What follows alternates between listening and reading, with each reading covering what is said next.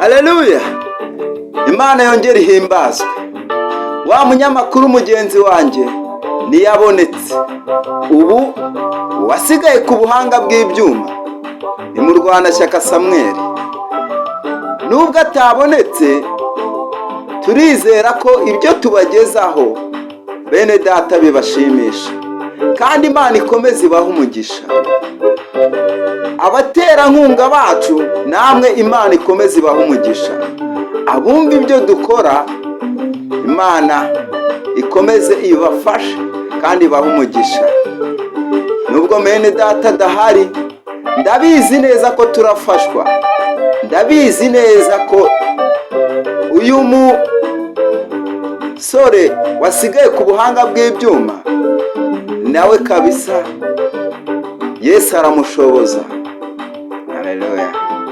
Uwiteka Mana nyiricyubahiro, uri Imana ikomeye, uri Imana itegeka bikaba, kandi uri Imana iri hejuru y'izindi mana. Uri Imana itari Bayali, ntabwo uri Dagoni. Uri nyiricyubahiro kuko twasanze ko kubikwiriye. Niyo mpamvu mu gihe nk'iki tuzamuye ijambo ryawe. Niyo mpamvu mu gihe nk'iki uyu mutangabuhamya uri hano agiye kuvuga ibyo yanyuzemo n'inzira yanyuzemo. Mana umwemerere. Uwiteka we yifuza kugirirwa neza nawe, yifuza ko ari wowe umubera umutabazi kandi n'umuterankunga ukomeye mu buzima bwe. Mwongerere igihe cyo kurama rero mwene data, mwongerere igihe cyo kurama, mwongerere igihe cyo kurama mwene data, mutabare. Oh Mana we, Mana we, ujya ukura umuntu kure. Mana we, ujya ukura umuntu kure. Ibibazo bikarangira, ibibazo bigashira, amarira yarize akayahora. Oh Mana, ujya ukura umuntu kure. Amarira yarize akayahora, ujya ukura umuntu kure Mana. Oh Mana we, ujya ukura umuntu kure. Wanabaye nshonje, ujya ukura umuntu kure. Iyo mva ni kure, ujya ukura umuntu kure. Ujya ukura umuntu kure Mana akaruhuka. Uranangaza Yesu we, uranangaza Yesu we. Ukura umuntu muri pubere ukamuhindura. Iyo umukarabije uranamusiga. Iyo umwambitse yambara kositime nawe akaberwa. Uri Mana Mana, uri Mana Mana we, uri Mana Mana. Ibyo ukora uri Mana, uri Mana Mana, uri Mana Mana, uri Mana erega we, uri Mana Mana. Ibyo ukora byose ni byiza, ibyo ukora byose ni byiza. Oh, impamvu njye mvuga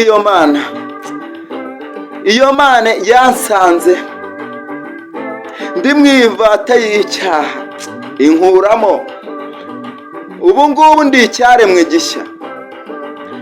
Ubuzima nanyuzemo bwo kotsa isoya, nkajya mu sina z'abandi, nkahanyura uruheke rw'igitoki nuriye isina. Rwa ruheke rw'igitoki namara kurukuramo, nkagenda nkotsa n'udusoya tubiri tw'imiteja. Namara kutwotsa nkarisha kariya gatoki, nkararira ibyo. Nararira ibyo mu gitondo bugacya njya ku ishuri. Najya ku ishuri mwarimu akambwira ati kuki wakererewe? Mwarimu kumbi ntazi agahinda kari mu nda yanjye. Nabayeho mu buzima bubi, mbaho mpangayitse. Ubwo twakomeje kuba mu ubwo buzima ni igihe umubyeyi wacu papa yari amaze gupfa, dusigaranye mama. Mama nawe aho atadufashije ngo aturere nk'uko twari abana batandatu, mama nawe ubwo icyo gihe twari twase ku isombe. Mama aratubwira ati reka njye kugura umunyu. Kwa kugura umunyu twarategereje, umunyu ntiwaza, kumbi yagiye gushaka umugabo. Tubaho mu buzima duhangayitse, bakuru bacu uko tubaho muri iyo mibereho mibi, bakuru bacu bugeraho batangira kugira akenge, bakajya bajya kuroba indugu mu Kivu, bakajyana amaseke, bamara kubona wenda bishe nk'indugu 35, hari ukuntu bitaga ngo 12 ni igisazi, akazifata akagurisha izo 12, tukabonamo agasane k'ubugari, tukakarya turi abana 6, n'utwo tudugu yasize akaba ari byo turya. Twabayeho mu buzima bugoye, ubuzima bubabaje. Icyo gihe mama akimara kugenda, noneho nge ibyambayeho bikomeye kuruta ibindi, najyaga ku ishuri abandi bagapfunyika ibiryo, ngewe nkareba uburyo bari kurya, nkahita nshaka ahantu ubwo nanjye najya kwihisha, bamara kurya rero ibiryo byabo bagaruka. Gusa ikintu shimira Imana nuko muri ubwo buzima yamaye ubwenge, nabashaga guteranya udusinga twa radiyo, nkakora iradiyo ikavuga, nkabasha kuboha agatebo, igitebo murabizi bisanzwe byerekana amanota, abanyeshuri bagenzi banjye bakampa udufaranga, bampa udufaranga nkahita mfata twa dufaranga bamaye, ubwo saa sita naguraga agasheke akaba ari ko ndya, abandi bararya ibiryo ngewe nkirirwa igisheke. Mba mu ubwo buzima ndiga ngera mu wa 6, ngeze mu wa 6 nabwo mbura uwandihirira, ishuri ndarireka. Nariretse si uko nari umuswa, umwanya najyaga mbona wa kure nabaga uwa 2, mba mu buzima bubi. Noneho mvuze ngo n'iryo shuri ndariretse njye guhiga, nangira ubuzima mpiga nyine nshakisha amafaranga, uko nashakishaga amafaranga kuyabona bimbana intambara. Ubwo nari narataye nyine abo bakuru banjye, ubwo mu rugo hari hasigaye abana 5, ngewe naragiye ndi gutorongera ngo gushakisha amafaranga mu mujyi wa Kigali. Ndagenda ndahaba, ubwo nkimara kuhaba igihe kiza kugera mpura n'indwara, ndavuga ati reka nsubire mu cyaro, wenda iyi ndwara wenda shobora kuba nyiterwa nuko ntari hafi y'urugo. Ngeze mu rugo naho byambanye ibintu bikomeye cyane, nageze mu rugo ndakomeza ndarwara, udufaranga twose nkorera ntumarira mu bitaro, nkatega moto kuko nta bushobozi nayo kugerayo, ibitaro byari kure. Mba mu ubwo buzima, igihe kiragera nongera kugaruka i Kigali, nabwo nagarutse ntarakira. Ngarutse rero ntarakira, nakumva baravuze ngo runaka ngo yapfuye, nkumva ni ngewe upfuye kuko numvaga indwara nari mfite mu mubiri zikomeye cyane. Ariko impamvu burya ikintu Imana yakurindirije cyangwa n'icyo yagushyiriyeho, mu gihe utarakivuga Imana ijya ibasha kurinda kandi ijya ibasha no gutabara no gukiza. Mbaho mu ubwo buzima mpangayitse. I Kigali naho mageze, ubwo nkimara kuhagera nyine mvuye mu cyaro, njya kwa muramu wanjye, igihe kiragera tunaneranwa nabo, baranyirukanye. Namaze amezi 7 ndara hanze, nari ifite igikote, nari narahisha ahantu n'ikarito nahisha ahantu, nkagenda nkabifata akaba ari byo nkiyorosa iryo kote nkaryama ku ikarito. Iyo imvura yagwaga nkumva iri kunyagira, nahitaga nirukanka nkajya ku rubaraza rw'iyo nzu ya mushiki wanjye nako aho kwa muramu wanjye, nkahicara paka imvura ihise, nkongera nkasubira kuri ya karito nugamishije, ndetse nkongera nkaniyorosa rya kote. Ubwo iyo nakerererwaga nararaga umutima utari hamwe, nshaka yuko ndeba hejuru, ndeba isaha uko bimeze, ndebe niba bwakeye. Hari igihe nagiye kumva mu gihe ryamye numva imbwa iraje inkandagiyeho, ubwo narijijishiye yenda komeza ndaryama, imbwa yandyamyeho nk'amasaha 2, yambwa iragenda. Ikimara kugenda, ubwo ngubwo hari mu ijoro, ndakomeza ndaryama. Ibibazo naciyemo mw'iyo ngange, hari igihe nari mpari ngiye kubona mbona inkeragutabara ziraje, ati uri hano mu buhe buryo? Ziramfata ziranzamura ngo zingeze ku murenge bamfunge. Tugeze mu nzira barambaza ati ibyangombwa biri, ndabibereka. Ariko ikintu nkundira Imana ni uko ubuzima bwose uba urimo ibasha kuguha icyo uzavuga, ibasha no kuguha icyo uvuga mu gihe uhuye n'ikibazo runaka. Nabayeho mu ubwo buzima, ubwo ibyo byari muri make by'ubuzima naciyemo nza i Kigali, nubwo naciyemo ndi mu rugo, ubwo nubwo wenda ntabasha uyu mwanya kuba nabibabwira ubuzima nanyuzemo n'intambara nahuye nazo, ariko benshi noneho igihe kiragera rero sasa mbonye umukobwa arambwiye ngo ndagukunda, ariko kubw'uko Imana yavuze ngo wowe uzakora ubukwe, njyewe sinabishyize mu bwonko mvuge ko Imana ariyo yabivuze, ahubwo naravuze ati reka nirwaniriye kubera ubuzima bubi, ndebe ko uyu mukobwa yabumara tukajya dusangira akanekera ndetse akanamfurira, nanjye wenda nkongera nkabaho mu buzima bwo kubona inzu nkarara mu nzu nk'abandi. Ndamuzana, nkimara kumuzana ubwo nyine ntibya bindi bya nijoro, maze kumuzana umugore ambera mubi. Ubwo aho nadoderaga inkweto ku muhanda akahansanga akanuka akambwira nabi cyane, nkihangana.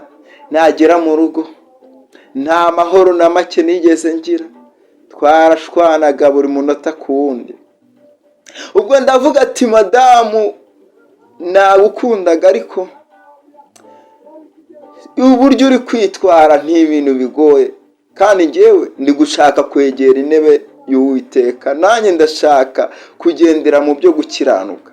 Arangije ambera ikigeragezo, tubana mu buzima bwo kuryana.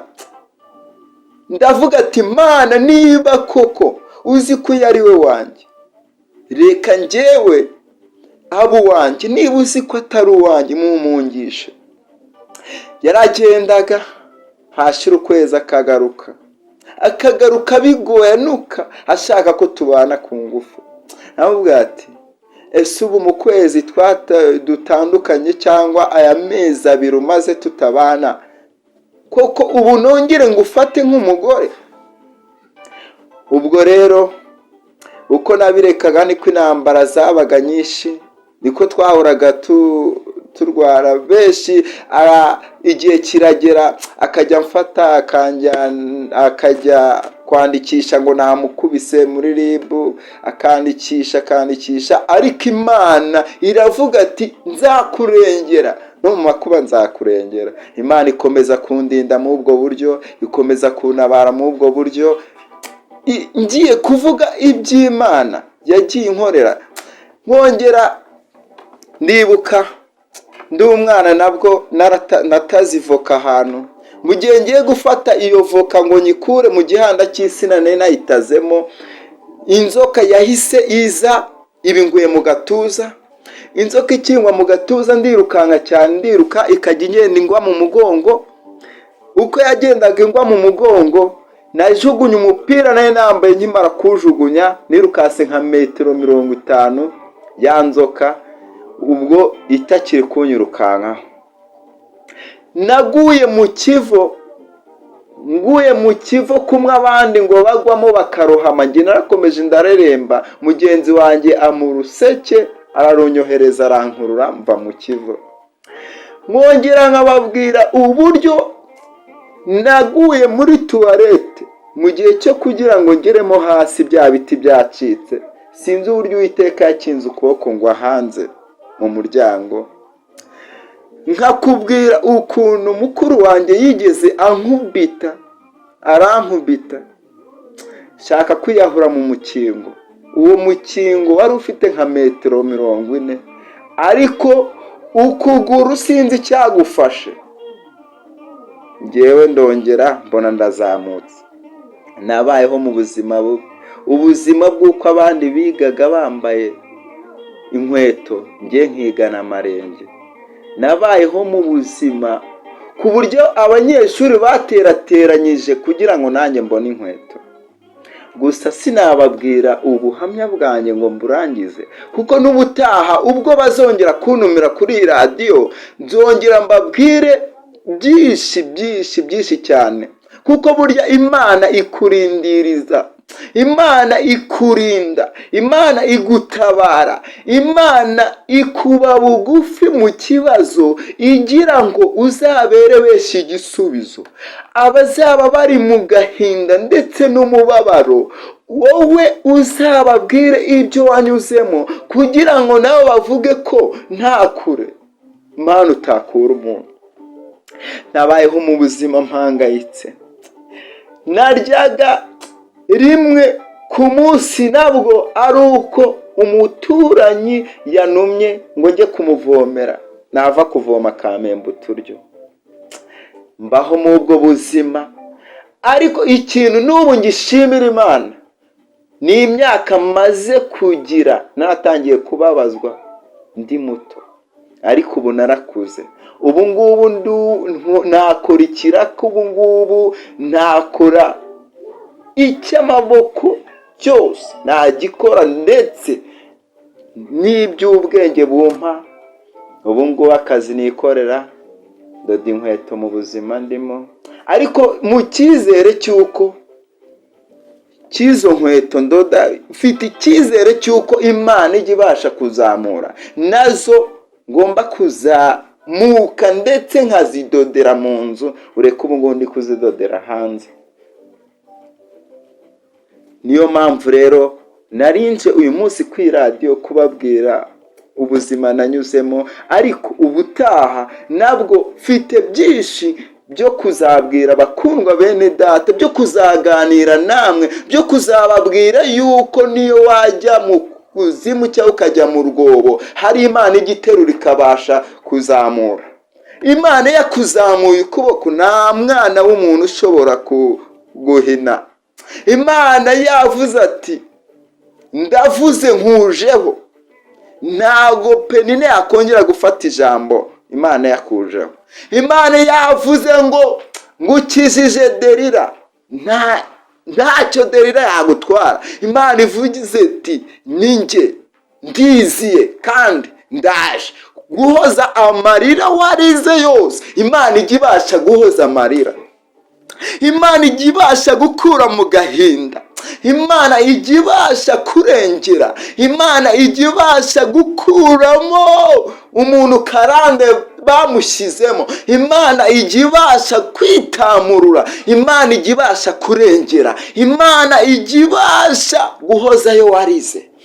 Ayo warize wayaruhuka, nawe washinga ikirenge maze ukumva kabisa ushinze ukomeye. Niyo mpamvu nkubwira Imana twaje kuvuga ku iradiyo ntabwo ari Imana ya Bayali sina Dagone, ni ya Mana ya yindi iteturura, ya yindi igitabara, ya yindi igibona ngo urapfuye igashyiraho ati baho. Bamwe bavuga ngo urapfuye ikavuga ati komera. Baba bavuga ngo uraguye ikavuga ati komera ushikame. Iyo niyo Mana twaje kuvuga kuri iyi radiyo. Iyo niyo Mana nzakorera, iyo Mana nzayigwa inyuma, iyo Mana nshonje nzayivuga, iyo Mana naburaye nzayivuga, iyo Mana imvura inyagirira hanze nzayivuga, iyo Mana Dawidi ataretse aragiye inama mu ishyamba, iyo Mana ntiyageze mu rugo rwo kwa Dawidi ngo ibure kuvuga ati ni njye Mana, yagaragaje ko ari Imana. Imana yageze kwa Yozefu ikavuga ati Yozefu we, Yozefu ngiki cyo nakurindirije ugomba kuzamurirwa aha. Imana yageze kuri Mose iravuga ati Mose we, Mose va mu rufunzo kandi utabarirwe aho wari gupfira. Ariko murumva iyo Mana bene data, murumva iyo Mana ni Imana, ni Imana, uwo ni Imana, wambaye agatenge ni Imana, ni London ngo yambaye, ariko yambare maze ujye yambara kubera ko ni Imana yayikwambitse. Ntago tucyambara ubusa. Imana yaritamuruye, Imana yavuze ati mwambare. Ni Imana, vuga ngo ni Imana, kuko impamvu ari Imana ijya ibasha gutabara mu kaga no mu makuba, mu bigeragezo byose ducamo. Mu gihe uzi ko uri gukerezwa n'Imana, niyo mpamvu izanagutegera. Niba mwene data uri mu buzima bubabaye ukakaye kubera ko Imana ariyo yagukakaje, umunsi yavuze ngo umunsi yavuze ngo wikakara, nawe uzagukakaza. Umunsi Imana yavuze ati wikakara, nawe uzagukakaza. Umunsi Imana yavuze ati noneho ndaje, izabije. Ni Imana idakoze isoni uwayibaye bugufi. Ni Imana, twaje kuvuga Imana. Bakundwa bene data rero,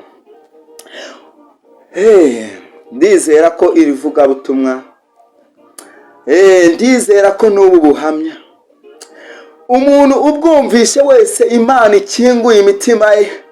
Uwari ufite amarira, uwari urwaye, uwari ufite ibibazo, uwari uri kwa muganga, uwari ufite ibimuremereye, ndizera ko ubu buhamya akabasha kubwumva buzakore ku mitima ye, bumubwira ati izo nguma, iyo mibabaro y'igihe kirekire, nta marira nabonye utahoza, nta bikomere nabonye utomora, kuko uri Imana yihariye. Uri Imana, urakwiriye, urakarama. Uri Imana, erega uriyo. Twaburaye uriyo, mu bigeragezo uriyo. Uri Imana, uhabwa icyubahiro rero kuri Imana itagireba shinge na rugero tufite mu miryango. Ushimwe kuko uri Imana itagireba aho tuvuka. Ushimwe kuko uri Imana idutabara itarebye gakondo zacu. Ushimwe kuko uri Imana ijya ibasha gukuraho ibyanze guhinduka mu buzima bwacu. Ngo habwe icyubahiro nyagora ku ngoma, ngo habwe icyubahiro dushinganishije iradiyo, dushinganishije ababasha abaterankunga bayitekerezaho, ababasha kumva ubu buhamya. Data Uwiteka Imana ubahe umugisha.